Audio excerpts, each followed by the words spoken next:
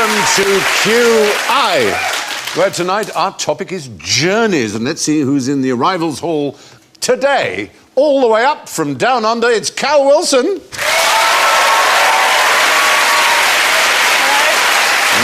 only way here is from Essex, Phill Jupitus.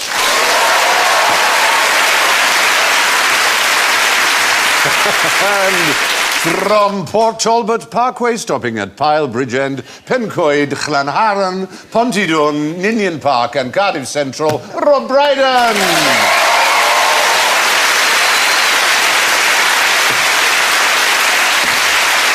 And bearing the label Not Wanted on Voyage, Alan Davis.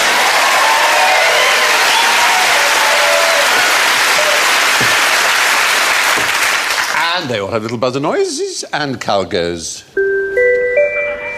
And Rob goes. Phil goes. Which you do, in fact, don't you? I do. Yeah.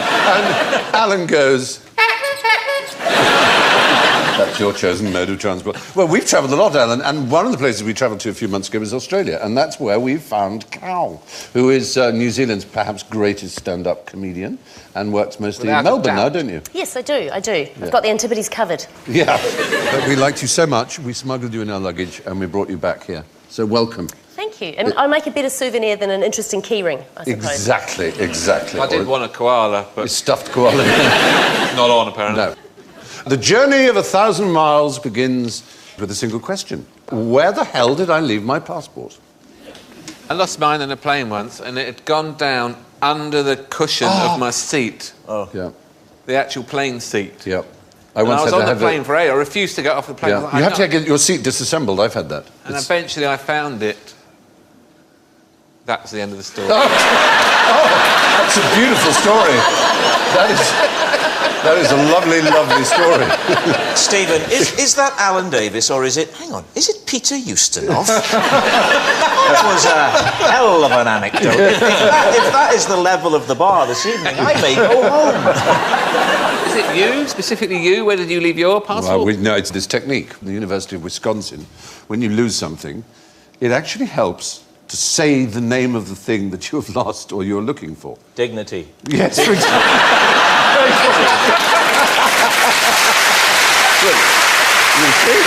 Exactly. For me, that would make it worse. That would just draw attention to it. Your wallet has a name. Well, no, just... Peregrine! Peregrine! Bah! Peregrine! That's how... It might work. It has now. Yes. From now on, it would be called Peregrine.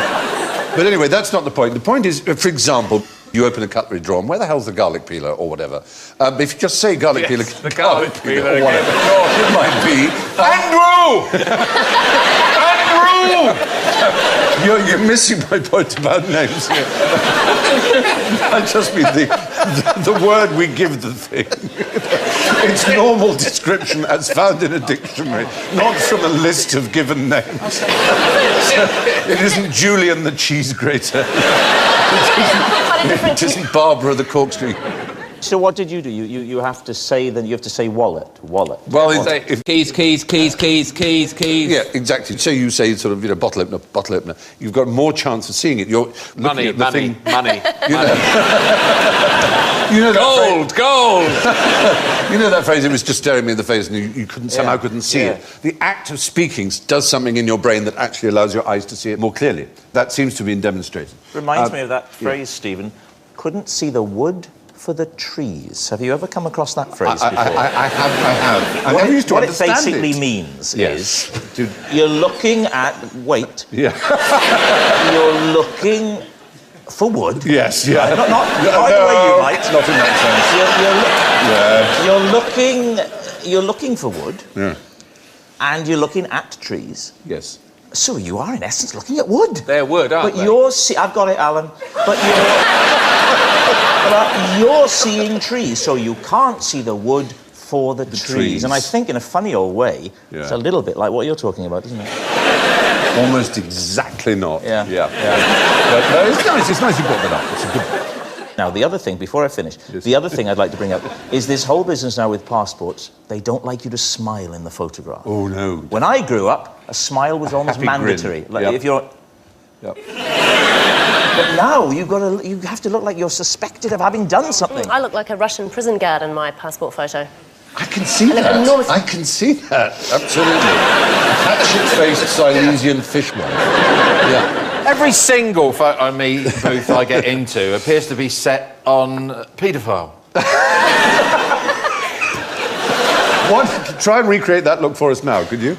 No, right, for a kick-off, what you have to do in a photo me booth is they don't let you wear glasses either. And also, because the camera lens is behind the mirror and you don't know where it really is, you're always looking slightly off... oh, that's true. So, is it down... So, OK, this is the look. Stay away from my children. It gets you out of a lot of babysitting duties, though, doesn't it? Let's be honest. But our passports would probably look quite good together, because you're the paedophile and I'm the prison guard. Wow. Yeah, we should travel together. Yes. I'm with my Kiwi handler. Do Kiwis have handlers? They're not very good for eating. Are they edible? We're not allowed to eat them. Like swans. I mean, the Queen's allowed them. Is the Queen allowed Kiwis? I don't think she is. I mean, can she just eat anything she wants because she's the Queen? I wouldn't be the one to tell her not to. But I imagine not. No. Stop eating that kiwi, you dreadful old woman. I imagine that you'd be a bit more polite. Yes, you are exactly. Stephen Fry off the telly. You don't have to do the dreadful. No, you know, I could just... Yeah. No, but it would be a dreadful thing to do. You'd say, stop eating that kiwi, ma'am, as in jam. Exactly.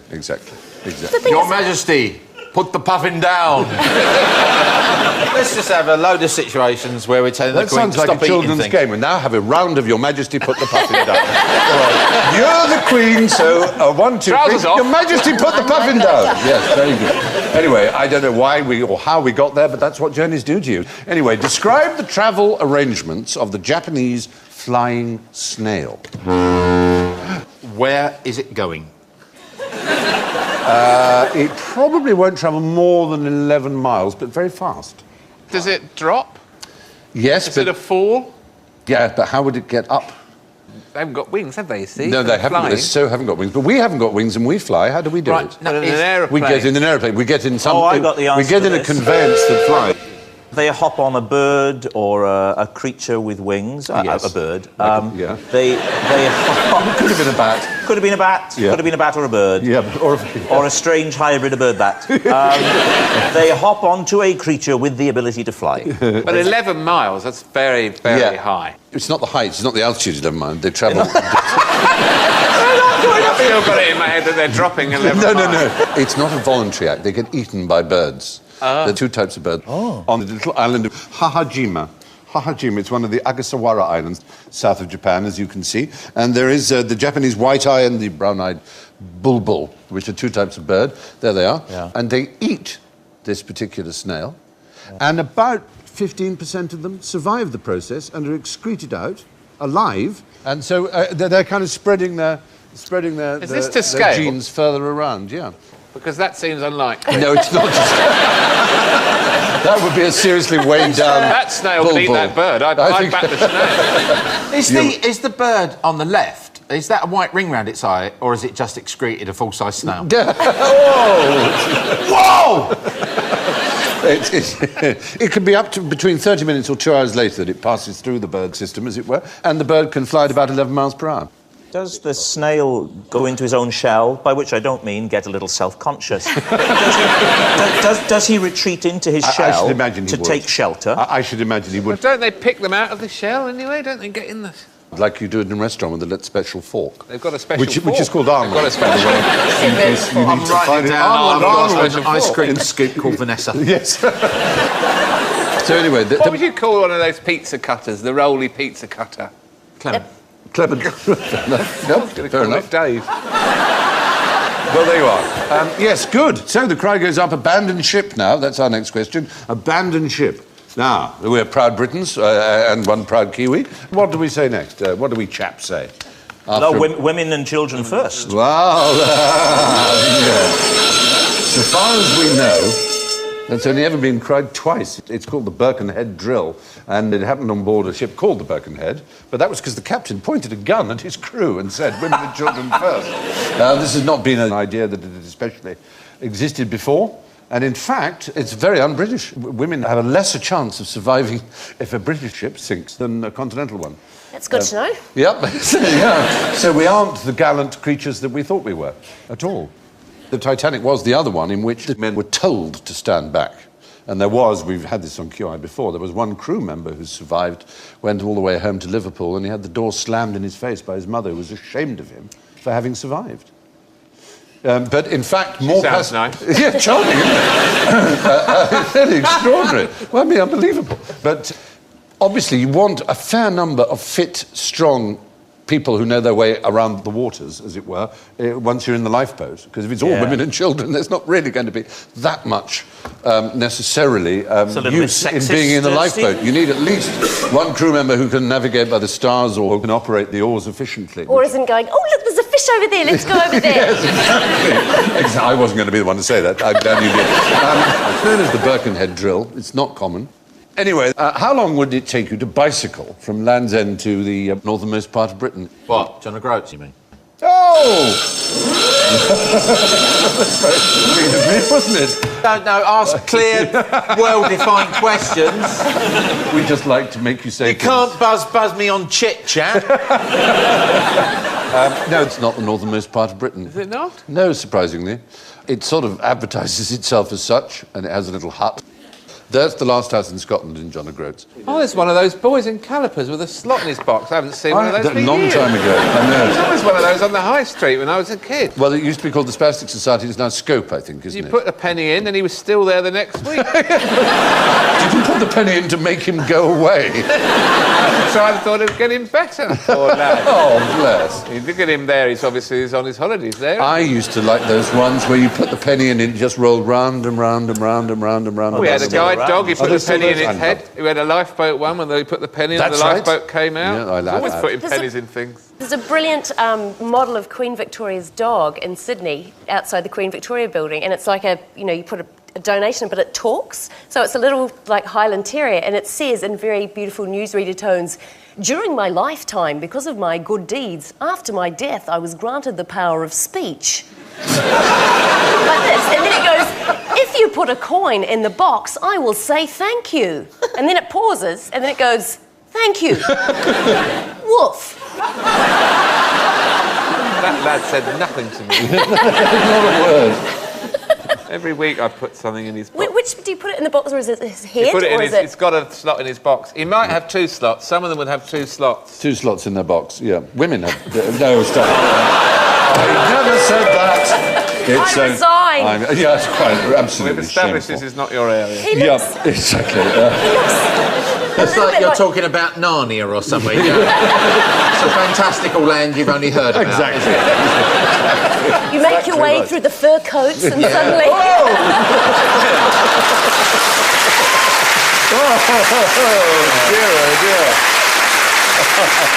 Wielding a coin. A Then single for a while coin. you have a magical time, but then you meet an ice maiden. Oh, dear God. Anyway, yes. You're telling me there's somewhere further than John There is O'Groats? indeed Dunnet Head. That's the actual northernmost spot. So if you've got all the way to John O'Groats and you haven't gone there, you've just The cycle on there, though, would you? No, It's a bit that's bumpy and- rather beautiful, isn't it? It's about 603 miles as the crow flies, but by road it's about 800 miles. Cyclists could take 10 to 14 days doing it. The record for running the route, what would you say is?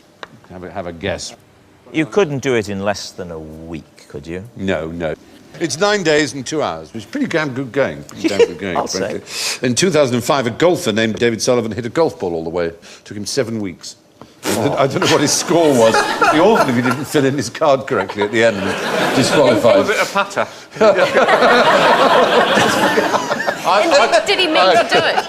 Did he mean to do it, or was he just trying to get it in the He was hole? just anyway? playing it where it lies. And it would, I'll again. it would land in the back of a lorry going the other direction.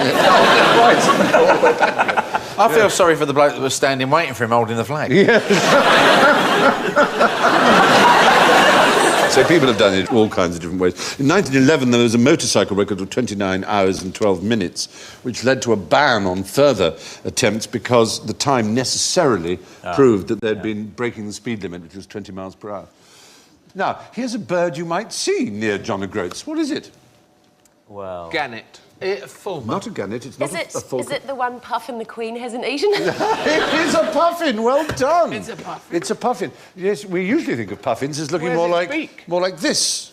It's don't we? bill. There, that's exactly. Well, Photoshop, when they've had Photoshop. sex It's a and it's ninja winter, puffin. once they've had sex and it's winter, they don't need to look all bright like that, and so they go all dull. Its beak is... Well, I And suppose the beak actually is falls shrunken off. after It falls sex. off. Yeah. Falls off? Yes. What? Yeah. I know. It's just there to attract a mate, and then once The dirty, dirty puffin. Is it the equivalent of a woman losing her figure after she's got married? That's- The minute the ring goes on, they just go to pieces. Oh no! Behave. To me, it looks more like the equivalent of a woman taking her padded bra off. That's what it looks like. Yeah. Yes, there, I'm afraid there She's is just no- not making an effort anymore, is she? The eye there, has that just been stuck on the other eye? Is that Yeah, again, it's a colour there. It's all just to blind? I look great. all to look bright and sexy. Oh, hello, it's worked.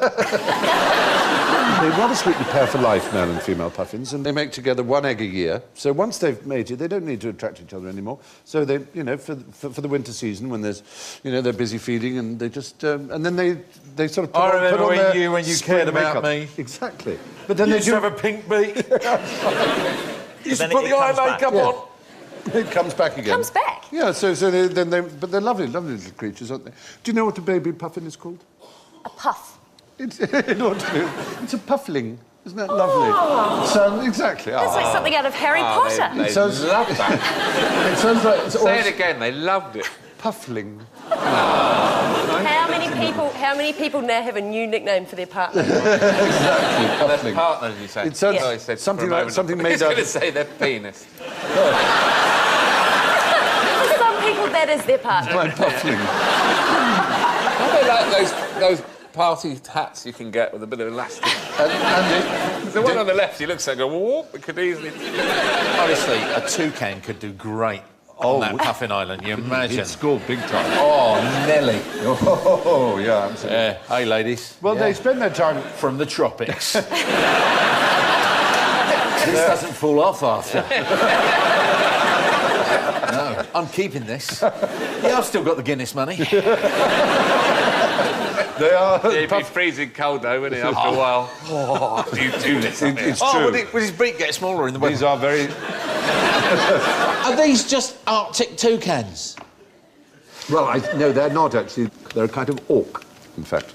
Most of those you'll find in the North Atlantic. These, indeed, John O'Groats would be a very good place to see them. Not Auckland. But not Auckland, oddly enough. That's spelled with a C, a little redundant C, A-U-C-K. Oh, of course it is, Yeah. But out to sea, they're pelagic, and they have little backward, sort of like barbed rows of things to basically to store fish in their mouth.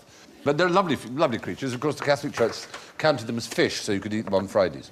Good. So, anyway, for evolutionary reasons, puffins' beaks fall off after sex, assuming you believe in evolution, that is, like that... what was the name of the naturalist on board the Beagle? Charles Darwin, you mean? Oh. This is a whole new tactic he's doing. He wasn't the naturalist on board the Beagle. Oddly enough, there was an official naturalist on board the Beagle, and it wasn't Charles Darwin. He was the... I don't care anymore. Oh, you're angry. I'm sorry. Philip, I wish it hadn't was the happened to you. cook. He wasn't the cook, no. He was the figurehead on the prow. He wasn't that either. He was, in fact, the geologist. The geologist. It was the doctor, whose name was McCormack, who was the official naturalist, and he really resented Darwin being there. It was rather snobbish British 19th century reasons, is that Fitzroy, whose voyage it was, wanted a gentleman companion, and Charles Darwin fitted the bill rather more than the doctor. But on Christmas Day in 1835, there's the young Darwin, before he grew that massive beard, they went to Tierra del Fuego, the land of the fire, right down below South America. And there, Darwin was very astonished to note what happened when the local people had a famine, what they turned to eat. Can you imagine what it is that they ate when times were difficult? Guinea pigs. No, guinea pigs are eaten generally around They're South just a America snack. quite commonly. That's One another? One another is right, but a particular type of person was chosen. Elderly people. And a particular type of... Elderly women? Elderly women is the answer. The elderly women ran for the hills when there was any kind of famine on because they were the ones... They were the Some good old lady. I got the Gilf cookbook. Terrible. That's just awful, Philip Jupitus. But the reason being that... Their arms are so tender. Well, they explained to the crew of the Beagle that the reason was, I'm afraid to say, that the old women were the least useful members of the tribe. Because old men and children and others could otter hunt, but the old women couldn't hunt for otters. What about the knitting?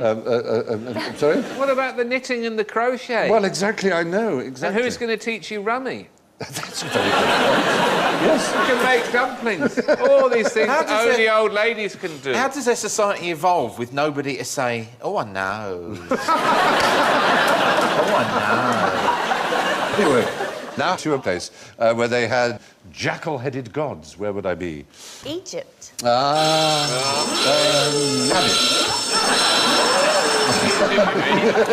didn't quite say that, Sorry, I did didn't you? phrase that correctly. What? Egypt, you mean? Oh, thank you.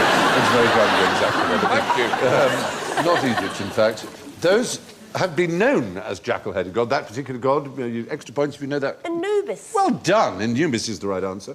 Anubis, who was... Do you know what the duty of Anubis was? Something to do with death, didn't he? Yes. Guide you into the He spirit conducted world. you into... Yeah, Yes. brilliant. Another 5 points, I think. There's a rather wonderful technical name for a god that guides you into the underworld, like Mercury, who guided you as far as the river Styx, and that's a psychopomp. Is that a good word? Psychopomp. A psychopomp. Sounds like something you'd find in a medical examination, doesn't Yes, it? I'm yes. sorry, Mrs. Wilson, you've got psychopomps. It may be benign. Yes. They may You're be gonna have to malignant. operate. A malignant psychopomp you wouldn't want. But in fact, what has been discovered, and this is you won't find this on Egyptological websites where they will continue to call Anubis and other Egyptian deities jackal-headed, but the animals that existed at the time of ancient Egypt were, we now know from DNA, wolves, not jackals. So it seems from a zoological point of view, if not from an Egyptological point of view, they are in fact wolf-headed, not jackal-headed. You heard it here first. Very recent discovery. So that's exciting, isn't it? Well, there you are. Which travel organisation includes a mandatory fee for the repatriation of your corpse? The AA, Thomas Cook. No, this is a very particular event that you can subscribe to, which and they sort out your travel and your participation in this event, but included in it is a fee for the repatriation of your corpse. It's not expected you'll die, but there's a chance. Not running the bulls at Pamplona, is it? No, it's not the Bulls of Pamplona. It's not one of these Iron Man races, is It's it? that sort of a thing. It's an incredibly difficult marathon. It's called the Marathon des Sables, which your French will tell you means... Marathon of the Sable. These little black furry creatures in... Yes, sand is sable in French. Oh, sable, sorry. Sable, yes. It's the Marathon of the Sands, and it's an extraordinarily enduring and grueling event in which you have to carry your own food, although there are water stops, and it's a 6-day... each day you run a whole marathon in the Sahara People are Desert. very weird, aren't they? I know. If I have a friend who does it, she's done it twice. She's absolutely extraordinary. Did she have to go back because she'd forgotten something? No, two separate years. Oh, they better not tell Izzard about it. Yeah, I think- Really? Okay. How many do they do? Okay. I'm going to do 120 desert marathons a week for a year. Yeah, true story. Very good, Eddie, I have to say. Brilliant. I'm going to the pub every night for 27 years. This In tribute to Nelson Mandela. Consider the case of Mauro Prosperi, who was a very experienced runner, an Italian policeman, in fact, who in 1994 was doing the Marathon des Sables, and there was a sandstorm, and he disobeyed the official instructions, which are, if you're in a sandstorm, you hunker down and wait till it passes. I guess he wanted to win or something, so he carried on running, and he got lost. And this is a bad thing in the Sahara, as I'm sure you can imagine. By the second day, he was drinking his urine, naturally. On the third, he found an abandoned shrine, managed to kill a couple of bats whose blood he drank. He then decided to kill himself with a penknife, but he was so dehydrated that the blood wouldn't flow. He was rather surprised and encouraged to wake up the next morning, and so he ran for the next 5 days, drinking urine and dew and eating the occasional lizard that he found and managed to kill on the way. After 9 days, he encountered some nomads who got him back to safety. He'd lost 3 stone and was 130 miles off course in Algeria. I mean, and then he did it again for 6 years. He went back and did it again. Amazing. I mean, bizarre, but there you go. It's... Chish! No one gives the nomads much credit in that No, I story. know, I can say. We was out there for 9 days. Yeah. Oh, my whole life. Yeah, exactly. but We walked for 6 days. Oh, get over yourself. Doing that when I was 3. Drinking your own piss, luxury. But his description of it is really a very good life, isn't it? He said, I didn't panic, I just despaired. There you are. Anyway, what did Napoleon say to Josephine on his way back from a journey? Ah, I sense a trap. The only thing I know about Napoleon to Josephine was he said... Yeah. What was it, Rob? What was it?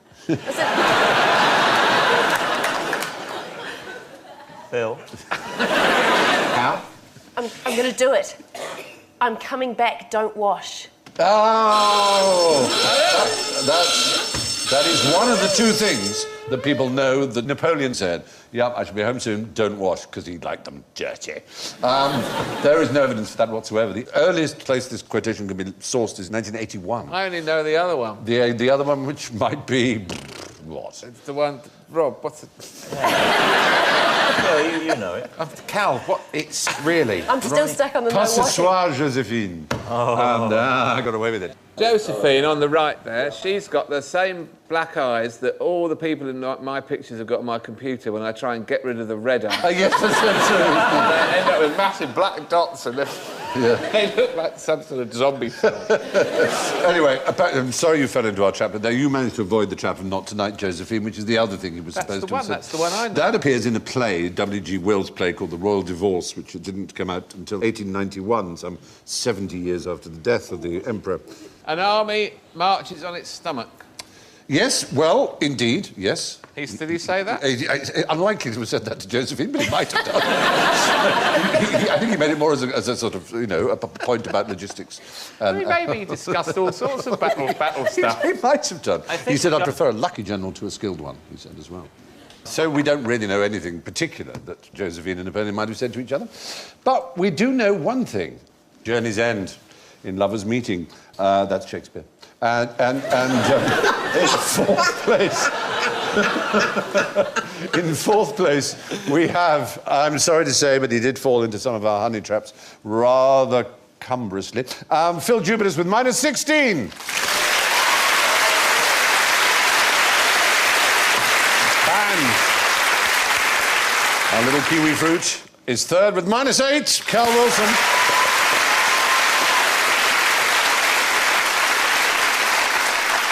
But hold the front page. Second with -3, Rob Brydon.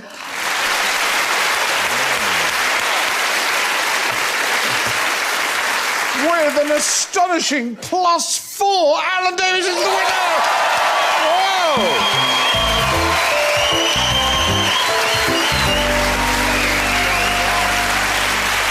So that's all from Rob, Phill, Cal, Alan and me. The last word on journeys comes from Emma Bornbeck. She said, seize the moment. Remember all those women on the Titanic who waved away the dessert cart. Have a safe trip. Good night.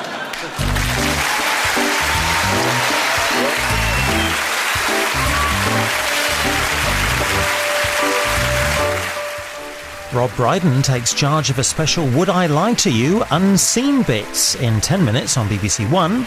Here after Newsnight, later with Jules and guests Muse and the Beach Boys at the new time of 11 o'clock.